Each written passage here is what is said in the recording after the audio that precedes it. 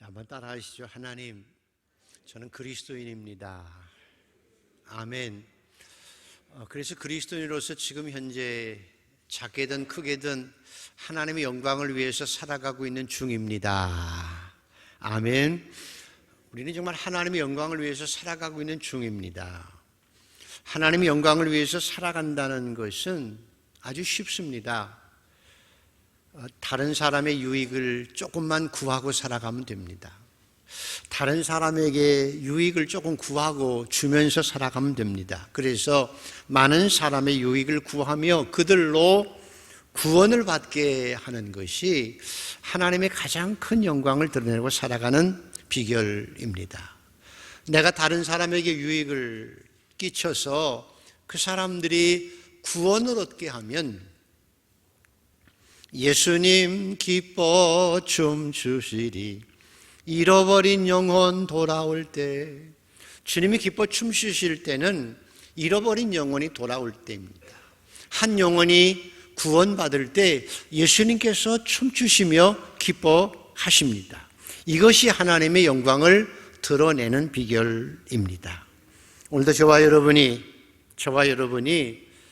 조금씩 남의 유익을 구하고 그 사람들을 구원 얻게 함으로 예수님을 춤추게 하는, 하나님을 기쁘시게 하는 그런 삶을 살아가는 삶이 되기를 소원합니다.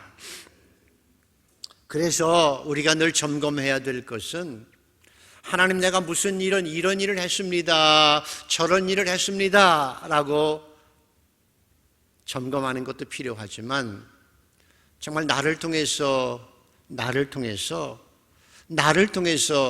어떤 사람들이 물과 성령으로 거듭났고, 나를 통해서 어떤 사람들이, 얼마나 많은 사람들이 예수를 믿게 되어서 구원 얻게 되었는지를 점검하면서 살아가야 합니다. 그래서 다른 사람들의 영혼도 구원해야 되지만 적어도 내 가족만이라도 나를 믿고 나를 통해서 예수 믿게 하고 구원받게 하는 것이 가장 크게 하나님을 영화롭게 하는 비결입니다. 그래서 사도 바울이 내가 그리스도를 본받은 자 된 것처럼 예수님께서 이 세상에 오셔서 우리를 구원하기 위해 오셔서 십자가에 죽으신 것처럼 나도 많은 사람을 구원하기 위해서 그렇게 살았던 것처럼, 내가 그리스도를 본받은 자 된 것처럼 너희도 나를 본받으라. 나를 보고 사람들이 예수 믿게 하고, 너를 보고 사람들이 예수를 알게 해서 나를 보면 예수를 알 수 있어. 나를 보면 예수를 믿어야 되는 줄 안다니까 나를 보고 예수를 믿어라고 할 수 있는 삶을 살라고 하신 것이, 내가 그리스도를 본받은 자 된 것처럼 너희도 나를 본받으라고 하시는 사도 바울의 핵심적인 말씀입니다. 저와 여러분이 그리스도인입니다. 그리스도인으로서 저와 여러분은 나를 보고 예수를 아세요. 나를 보고 예수를 믿으세요. 내 안에 있는 예수를 보세요 라고 말하고 그 영혼을 구원함에 이르게 할 수 있는 성도들로 이 땅을 살아가게 되기를 소원합니다. 그것이 가장 큰 영광을 주님 앞에 돌리는 일입니다. 근데 그 말씀을 하시고 나서 생뚱맞은 이야기를 한 가지 하시는 것이 오늘 본문 말씀입니다. 오늘 본문 말씀은 지금 생각하면 참 아무것도 아닌 거예요. 자, 여러분이 여쭤보죠. 여자분들이 교회 올 때 교회당 안에서 모자를 쓰는 게 맞을까요? 모자를 쓰지 않는 게 좋은 걸까요? 쓰면 어떻고 안 쓰면 어떻겠어요? 그런데 그 당시에는 2000년 전에는 여자들이 모자를 쓰고 교회 안에서 일하고 모자를 쓰고 예배를 드리고 모자를 안 쓰고 예배 드리는 것이 큰 논쟁거리가 되어진 것입니다. 왜냐하면 이유가 있습니다. 이유는 그 당시 중동 지역에서는 날씨가 덥고 태양이 뜨거우니까 누구나 다 두건 같은 걸 두르고 살아야 머리가 보호가 됐습니다. 지금도 그래서 중동 땅에는 이 모자를 쓰고 살아가지 않습니까? 남자나 여자나 머리를 가리는 것이 자기 건강에 머리를 보호하는데 도움이 되었기 때문에 모자를 다 썼다는 것입니다. 뿐만 아니라 머리를 자르지 않았습니다. 구약 성경에는 압살롬이라고 하는 그 다윗의 아들이 머리가 치렁치렁해가지고 아주 보기가 좋아서 그걸 달아보니까 5파운드, 2.3kg이나 될 정도로 머리를 길게 길렀던 것입니다. 솔로몬이 아가서를 통해서도 검은 머리카락을 가진 술람미 여인, 꼬불꼬불하고 검은 머리카락을 가진 술람미 여인을 매우 좋아해서 너무 아름답다고 노래하기도 했습니다. 삼손과 같은 나실이 있는 끝까지 평생토록 머리를 자르지 않아야 하기도 했습니다. 근데 반대로 이스라엘 사람들 말고 아수르 사람들이나 중동에 살아가는 바벨론 사람들은 남자들이 머리를 밀었습니다. 요즘도 보면 여기 조그맣게 이렇게 남겨놓고 머리를 빡빡 민 사람들이 있잖아요. 남자들이, 군사답게, 남자답게, 힘 있는 용사답게 보이기 위해서 머리를 조금 남겨놓고 머리를 다 밀었습니다. 내가 아주 강한 군사라고 하는 이미지를 보여주기 위해서 머리를 민 사람도 있었고요. 특별히 벌써 2000년 전에도 동성애가 있었습니다. 레즈비언들이 둘이 여자가 같이 부부가 되어 살아가면서 남자 역할을 하는 여자가 내가 남자야 그렇게 구분되기 위해서 머리를 빡빡 밀었습니다. 그래서 레즈비언 가운데 남자 역할을 하는 여자들이 머리를 싹싹 밀었습니다. 남자같이 보이기 위해서 그랬다는 것입니다.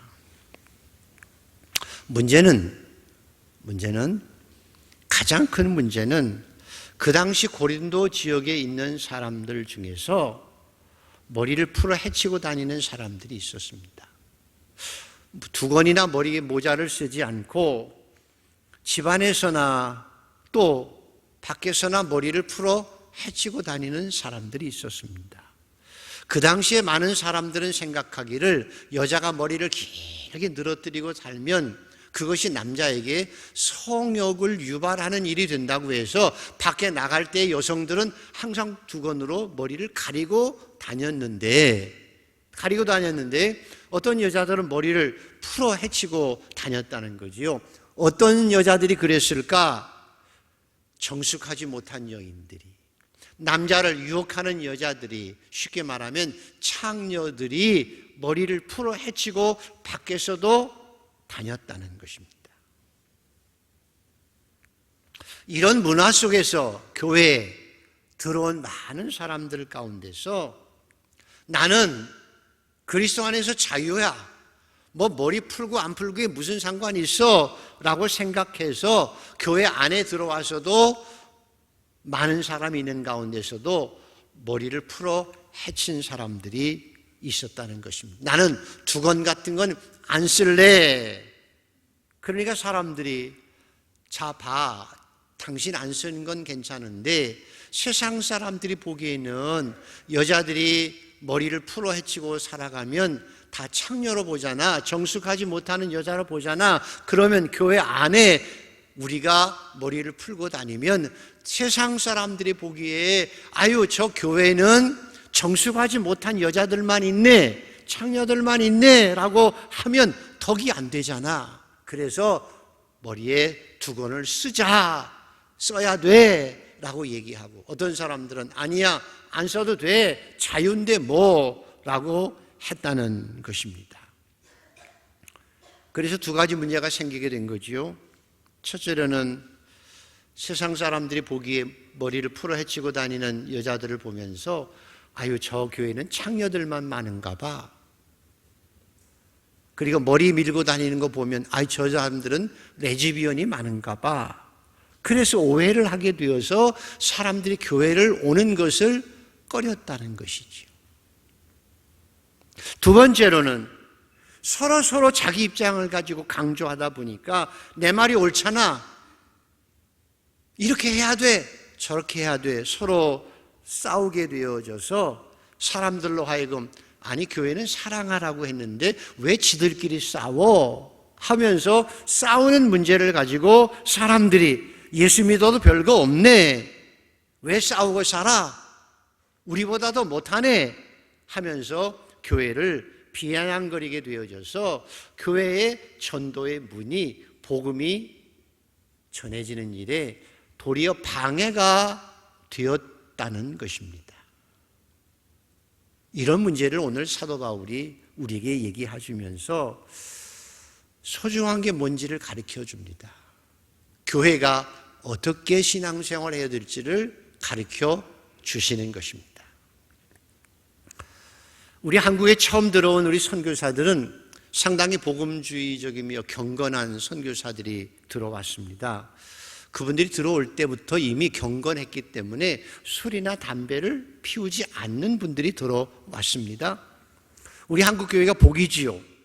그런데 조선 땅에 역시 들어와 보니까 조선 땅이 그때만 해도 가난하고 더럽고 예의 없고 추했습니다.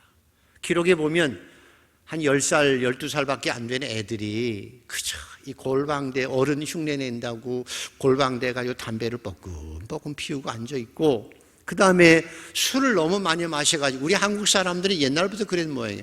술을 조금만 마시면 괜찮아, 먹으면 죽어라 마셔가지고 너 죽자 나 죽자 마셔가지고 취해가지고 막 거리에서 난동을 부리고 취한 모습으로 가정에 가서 막 아이들과 여자들을 못살게 만들고, 그래서 가정이 막 깨지고 엉망진창이었다는 것이죠. 그래서 선교사들이 처음 예수를 전할 때마다 예수 믿읍시다, 바르게 삽시다, 그리고 예수 잘 믿고 술 마시지 않고 가정을 정말 가정답게 만들어 갑시다, 담배 피우지 말고 우리 건강을 지켜냅시다, 그렇게 처음부터 가르쳤다는 거예요. 이게 복이지요. 그래서 한국교회는 처음부터 복음을 받아들일 때부터 예수 믿는 사람들은 술도 안 마시고 담배도 안 피웠다는 것입니다. 이게 우리 한국교회 전통인데요. 여기 옆에 있는 공무원 상가에서 우리 교회 집사님들이 앉아서 밥 먹으면서 술을 홀짝홀짝 마시면서, 그것도 술 마시다가 뭐 목사님 어떻고 교회는 이래야 되고 저래야 된다고 설왕설래 떠든다고 가정을 해보십시오. 그곳에 이천동 사람들이 사는데, 교회 집사인 줄 뻔히 아는데, 한강교회 교인인 줄 뻔히 아는데 그분들이 그렇게 한다고 그러면 세상 사람들이 아이 저거 예수 믿는 거 맞아?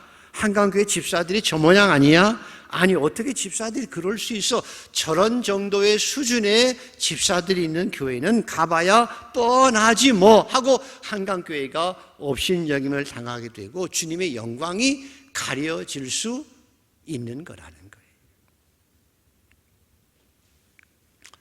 그래서 여러분 집에서 뭐 고기 파티를 하면서 포도주 한 잔 드시는 거야 건강에 더 좋지요. 그러나 사람들이 있는 데서, 사람들이 보통 그렇게 생각하는 데서 내가 그렇게 함으로써 안 믿는 사람에게 교인이 뭐 저 모양이야 라고 하는 소리를 듣는다든지, 믿음이 약한 새신자가 보고 우리 교회 집사님이, 우리 교회 권사님이, 우리 교회 장로님이 저러네, 그러면 믿음이 약한 사람들이 실족하게 되고 시험이 들게 되어져서, 만약에 그분이 실족해서 교회를 안 나오게 된다든지, 옆에 있는 주민들이 아이고 저거 한강교회 집사들이 저 모양이야 하고 교회에 올 생각을 못해서 영혼 구원 받는 일에 방해가 된다면 그것이 죄가 되어지고, 그래서 사람이 영혼 구원 얻는 일에 실족하게 되어질 때는 차라리 연자맷돌을 메고 깊은 바다에 빠지는 것이 낫다고 주님께서 말씀하신 것처럼, 오늘 사도 바울이 오늘 본문 말씀을 통해서 우리에게 주신 첫 번째 메시지는 너희가 먼저 믿는 자로서 복음의 통로가 되고 구원의 통로가 되고 천국의 문을 열어주는 자가 될지언정 내가 내 주장을 내세우고 나는 괜찮아 라고 하면서 다른 사람에게 실족해 하고 천국의 문을 가로막게 하는 자가 되어서는 안 된다. 그리고 그걸 가지고 자기 잘난 척하면서 싸우는 것은 더더군다나 안 된다는 것입니다. 그래서 우리를 보고 예수를 믿게 할지언정 먼저 믿는 우리를 보고 실족해 하는 자가 되면 하나님 앞에 심판을 받을 수밖에 없다는 것을 기억하고 나를 보고 먼저 믿는 나를 보고 예수를 믿게 하는 그런 복된 자로 살아가자고 말씀하고 계시는 것입니다. 저와 여러분은 나를 보고 예수를 봐. 먼저 믿는 나를 보고 예수를 잘 믿어 구원을 받게 하는 그런 신앙인으로 이 땅을 살아가게 되기를 소원합니다. 하나님, 제가 축복의 통로로 구원의 통로로 이 땅을 살아가게 하여 주시옵소서. 1960년대 우리 젊은이들이 잘 알고 저희 세대지요. 60년대 미국 샌프란시스코나 로스앤젤레스를 중심으로 해서 히피가 유행했습니다. 히피라고 하는 분들은 젊은 분들이 기성세대의 어떤 틀에 박힌 통념을 좀 벗어나자, 기성세대 가치관하고 좀 다르게 살아가자, 인간이 인간답게 살고 뭔가 자연으로 돌아가 보자. 그래서 히피가 되어진 거거든요. 자연으로 돌아가자 생각하니까 머리도 안 자르고 길게 이렇게 머리까지 남자들이 머리를 들어 그리고 그 다음에 또 그냥 옷도 찢어진 옷 그대로 입고 반바지도 입고 왜? 거기 따뜻하니까 로스앤젤레스 따뜻하니까 그리고 신발도 안 신고 맨발로 그리고 기타 하나 들고 다니면서 그냥 자기 하고 싶은 대로 살아가는 게 히피지요. 집도 없이 그냥 돌아다니면서 그렇게 살아갔습니다. 돌아다니며 통기타 하나 들고 작은 불꽃 하나가 큰 불을 일으키듯이 마리아라 피워가면서 그렇게 자연으로 돌아가고 자연스럽게 살자, 그런 사람들이 히피였습니다. 그런데 그들 중에는 모태신앙인들도 있었잖아요. 어려서 교회 다녀본 분들도 있었을 거 아니에요. 그런데 주일이 되면 그렇게 살면서도 하나님에 대한 영적인 목마름은 있었습니다. 그래서 주일이면 기타 하나 들고 머리 휘하고 목욕도 잘 안 하고 맨발로 교회를 성큼성큼 들어오는 거예요. 그거 얼마나 좋아요. 그 모습을 해도 교회 오는 게 좋지요. 근데 문제가 뭔가 하면 외국 교회를 가보시면 알지만 외국 교회는 다 교회가 카펫이 깔려 있습니다. 깨끗한 카펫으로 깔려 있는데 긴 머리하고 냄새나는 기타 하나 들고 맨발로 발 안 씻은 발로 다니다가 카펫에 와가지고 예배 드린다고 앉아서 다 앉아있고 왔다 갔다 하면 카펫이 완전히 더러워지는 거예요. 교회가 엉망진창이 되는 거예요. 냄새가 그냥 나는 거예요. 그래서 교회가 대부분 어떻게 했는가 하면 다음 주 옆에도 오지 마. 교회 더러워져.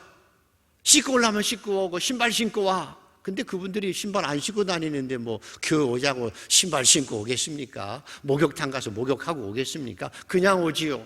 그 교회들이 난처했습니다. 그래서 어떤 교회들은 히피 출입 금지. 근데 어느 한 교회에서도 역시 히피들이 교회에 오게 할 것이냐, 받아들일 것이냐, 안 받아들일 것이냐 해서 이렇게 서로 논쟁을 했습니다. 교회에서 회의를 했습니다. 자, 여러분에게 물어보죠. 우리 한강교회 교인들이 만약에 그런 히피들이 교회에 온다고 그러면 오게 해야 될까요? 못 오게 막아야 될까요? 여러분의 대답은 뭐 뻔하죠. 이미 교육을 많이 받았으니까. 그래도 교회를 와야 되게 하지요. 교회를 오게 해야지요. 아무리 더럽게 해도 머리 질질 끌고 와도 와야지요. 맨발 벗고 와도 교회도 와야 되지요. 근데 그 당시에 심각했습니다. 왜? 교회가 더러워지니까. 카펫 한번 빨기가 얼마나 힘들고 그거 갈아치우는 게 얼마나 힘들어요. 회의했는데 교인들이 현실적으로 받아들이지 맙시다 얘기한 교인들이 많았는데 그 갈보리 교회 척 스미스 목사님께서 아니라고, 받아들이자고. 왜? 카펫은 청소하면 되고 못 쓰게 되면 갈면 되고, 우리가 좀 희생하자고 돈이 들어도 우리가 조금 더 헌금해서 카펫 한 번 더 갈면 되지, 하나님을 사모하고 나오는 사람들을 막아서는 안 된다고 하고 교회를 확 열어 젖히고 히피 환영 그랬어요. 히피들이 갈보리 교회에 모여들었습니다. 처음에는 엉망이었고 냄새가 나고 더럽혔지만 그들이 정말 기타를 들고 통기타로 찬양했습니다. 내버려 뒀습니다. 어떤 찬양을 하든 그 찬양 가운데 하나가 작은 불꽃 하나가, 그런 찬양, 가스펠송이 그 사람들이 부른 찬양들이, 그들이 그렇게 찬양을 부르며 하나님의 말씀 앞에서 서서히 변화되기 시작해서 제대로 신앙생활하고 돌아와서 변화된 삶을 살아갈 수 있었다는 것이고, 갈보리 교회에 그래서 많은 청년들이 모여서 하나님의 영광을 드러낼 수 있었습니다. 교회 갈 일이 뭘까요? 교회당을 크게 짓는 것도 필요합니다. 깨끗하게 청소도 해야 합니다. 그러나 가장 중요한 것은 교회당에 한 영혼이라도 들어오게 하는 것입니다. 들어와서 예배드리며 하나님의 말씀을 듣게 하고 그 하나님의 말씀으로 변화되어서 구원을 얻게 해야 하는 것입니다. 교회당이 더러워져도 망가져도 교회 문은 열려 있어야 하는 것입니다.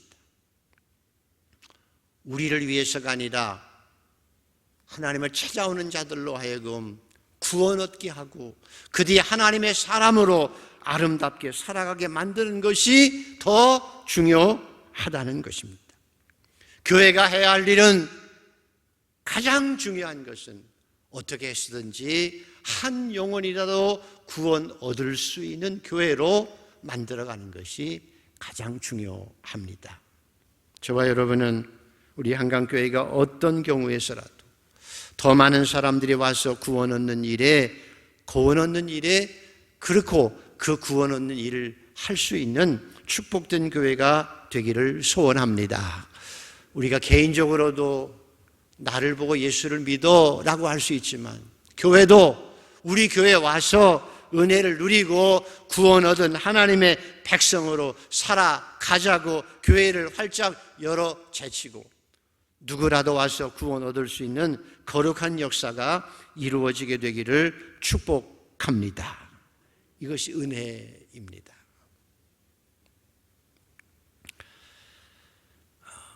가장 방해가 되는 것은 인간의 이기심과 욕심입니다.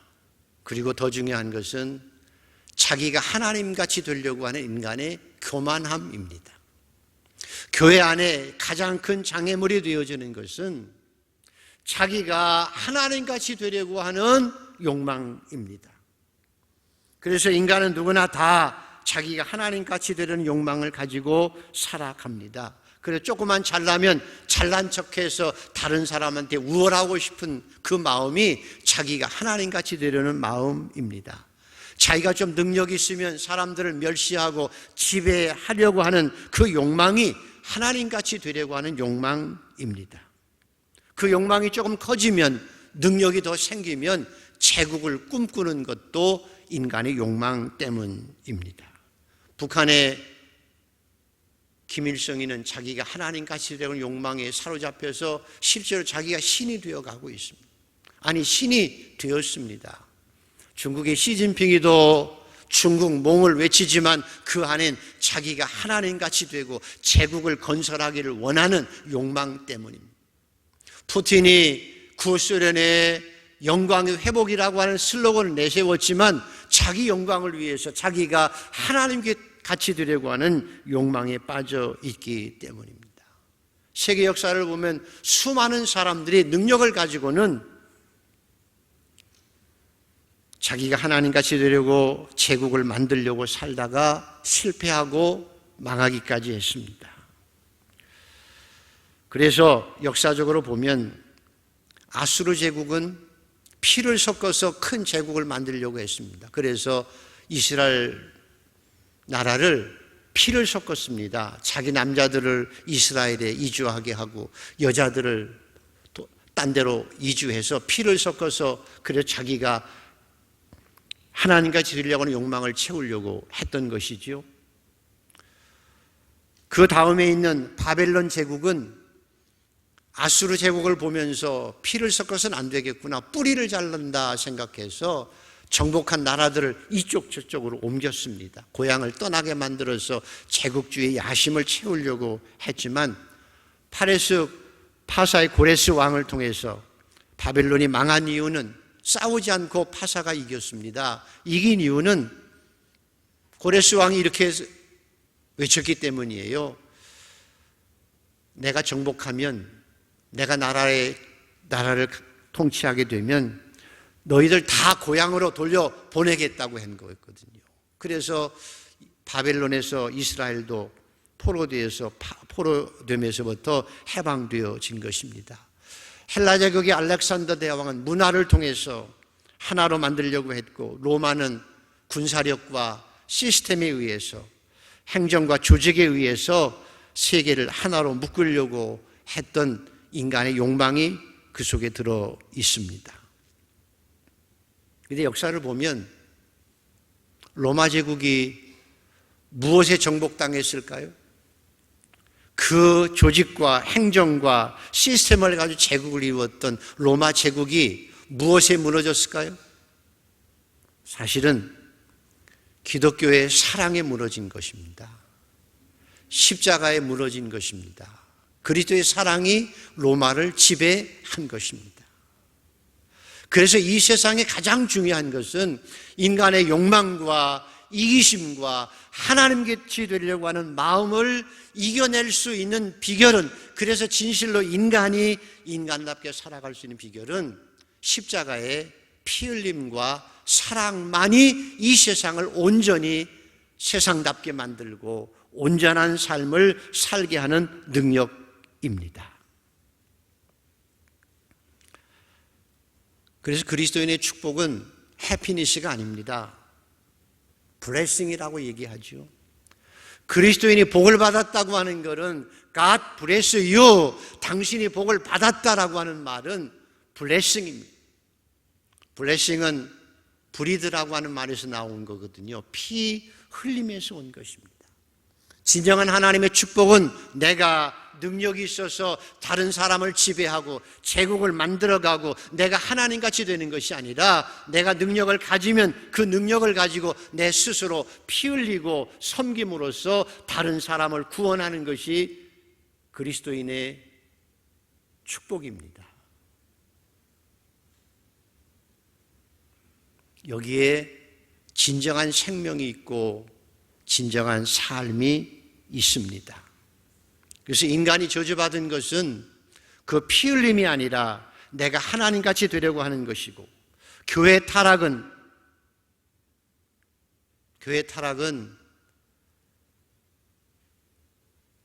내가 가진 자로서, 능력이 있는 자로서 힘이 있을 때 그 힘을 가지고 나 자신을 자랑하고 남을 판단하고 남을 지배하려고 하는, 내가 마치 하나님같이 되려고 하는 그 교만한 마음이 교회의 타락입니다.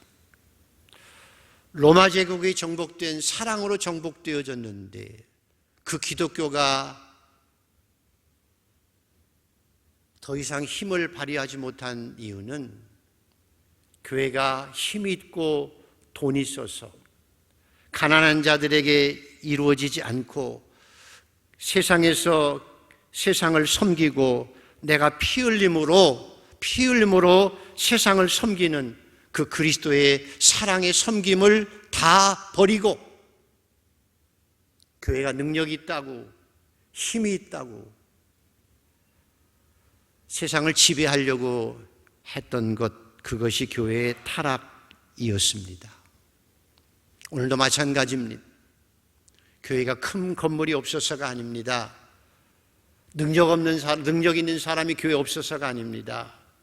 교회의 타락은, 교회 무너짐은 내가 능력 있다고, 내가 힘이 있다고 지배하려고 하고 비난하려고 하고, 그리고 나 자신을 자랑하는 것 때문에 하나님이신 인간이신 하나님이신 예수 그리스도가 인간이 되셔서 우리를 위해서 피 흘리시고 섬겨주셨던 그 사랑으로 인해서 구원받은 그 놀라운 사랑이, 피 흘림이, 그 섬김이 교회 안에 사라지게 되는 것이, 그리스도의 진정한 사랑이, 피 흘림이 사라지는 것이 교회의 타락이며 무너짐인 것입니다. 오늘도 저와 여러분은 그리스도의 사랑을 가지고 피 흘리고 섬김으로써 하나님의 영광을 드러내고 다른 사람들을 구원에 이르게 하는 복된 성도로 이 땅을 살아가게 되기를 소원합니다. 그래서 하나님께서 나는 너를 믿는다고 하실 만큼, 그래 네가 있기에 내가 영광을 받는다고 하실 만큼 다른 사람의 유익을 구하고 영혼을 구원하는 일에 앞장설 수 있는 저와 여러분 모두가 되기를 소원합니다. 저희 가정 이야기를 하나 하면, 제 밑에 여동생이 신앙생활 잘했습니다. 그래서 좋은 남자를 만나서 이렇게 결혼했는데, 안타깝게도 첫 아이를 낳았는데 그 첫 아이가 장애인이었습니다. 조금 부족한 장애인이었습니다. 난리가 났죠. 그래서 이 부부가 하나님 앞에 기도하며 하나님 왜 이렇게 된 거지요? 라고 하면서도 그 장애인 아이를 위해서 어떻게 하나님이 영화롭게 하며 살아갈 수 있을까를 생각하고, 30년 전만 해도 여러분 장애인들은 이렇게 방에 이렇게 숨겨서 키우기도 했고요. 부모들이 이렇게 나서는 것을 별로 원하지 않아서 밖에 나가지도 못하고 살았던 장애인들이 꽤 있었습니다. 근데 우리 동생 부부는 어떻게 이 장애인 아이가 세상에서 하나님의 사람답게 당당하게 살아낼 수 있을까를 생각하고, 그 당시 어려운 한국에서 살기보다는 가장 장애인들에게 잘해주는 나라, 살만한 나라가 어딘지를 리서치하니까 캐나다가 장애인들한테 제일 잘해주는 거예요. 정말 잘해줍니다. 그래서 잘 나가던 사업도 직장도 다 포기하고 다 정리해서 이 아이를 위해서 캐나다로 이민을 가버렸습니다. 가서 고생 많이 했지요. 근데 하나님께서 보상해 주셔서 둘째, 셋째를 아들을 낳았는데 아주 똑똑한 아이들을 낳아서 공부도 잘하고 잘 됐습니다. 근데 이 엄마의 마음속에는 항상 어떻게 아이들을 가르치는가 하면, 둘째, 셋째야 너 잘났잖아, 너 공부도 잘하고 똑똑하잖아, 근데 니네 형은 부족하지만 너희가 있는 이유는 너희 형을 보살피고 너희가 희생하면서 형을 돌보는 일이 너희가 해야 될 사명이야. 그렇게 가르쳐서 이 아이가 참 잘 자랐습니다. 그래서 장애인이지만 당당하게 웃으면서 행복하게 사는 가정이 되어졌습니다.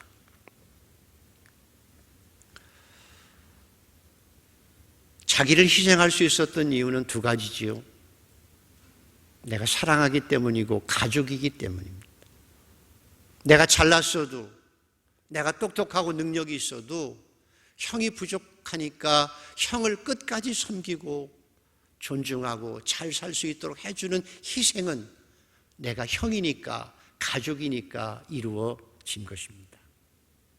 내가 모든 것을 다 포기하고, 내 인생을 포기하고 장애인인 내 아들 하나를 위해서 평생을 희생하고 피 흘리며 헌신하는 것은 내가 내 자식을 사랑하기 때문에 그렇습니다.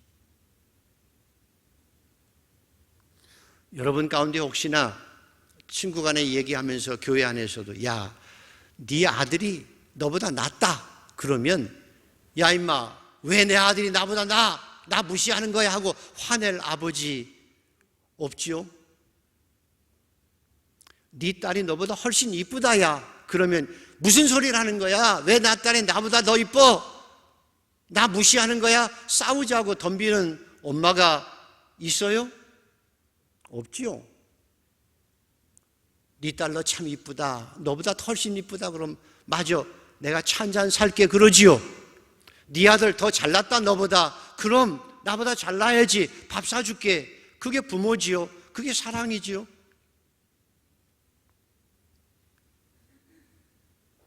만약에 내 아들이 조금 못났어도 네 아들 너보다 좀 못났어. 어떻게 그런 아들을 낳아서 그렇게 키웠냐 그러면 죽이고 싶겠지요.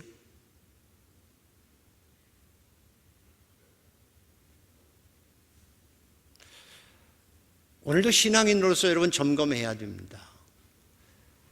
여러분이 얼마나 하나님을 사랑을 받고 있는지.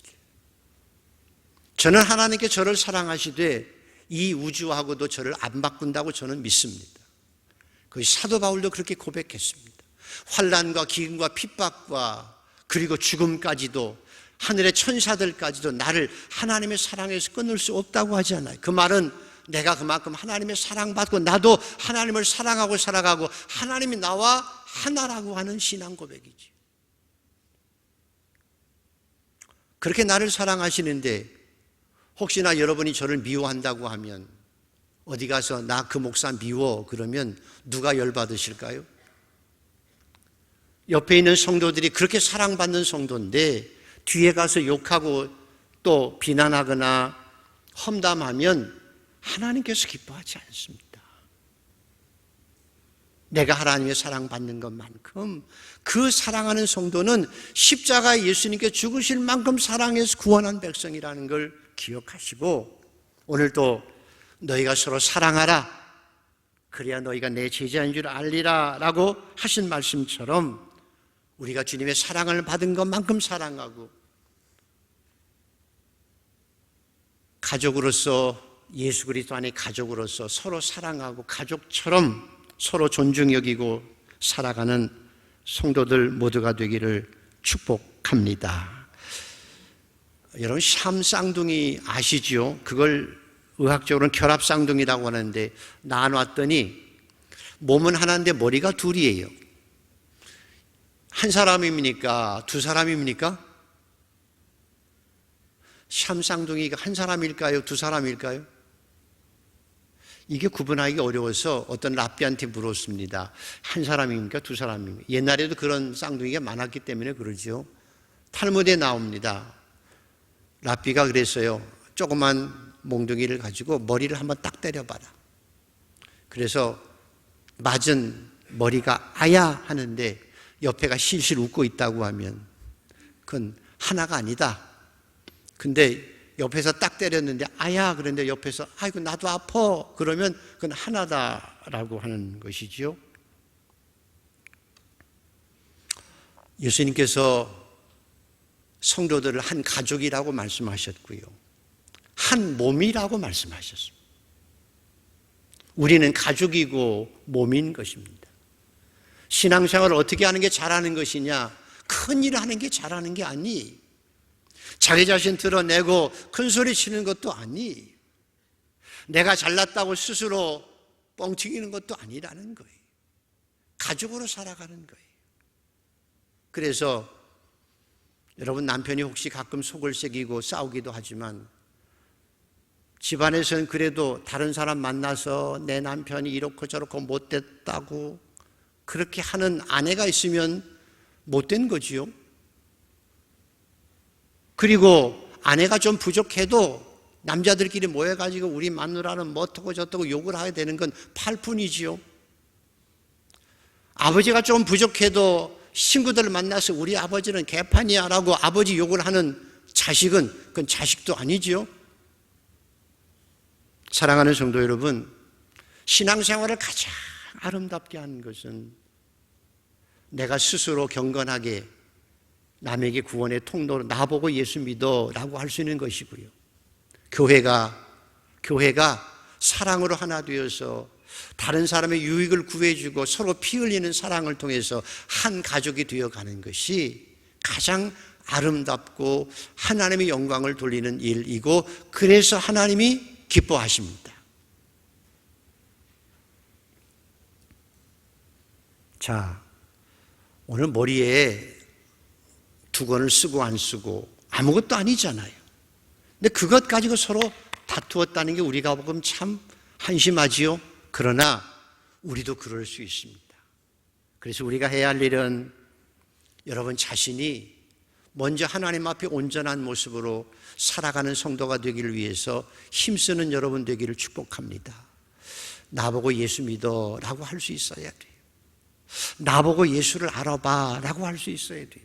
두 번째로는 우리가 서로 섬기고 사랑함으로 한 가족이 되어서 하나님이 기뻐하시는 그런 삶을 살아가는 한 가족이 된 교회가 되기를 주의 이름으로 축복합니다. 그 사랑으로 함께 찬양하며 살아가는 우리 모두가 되기를 소원합니다.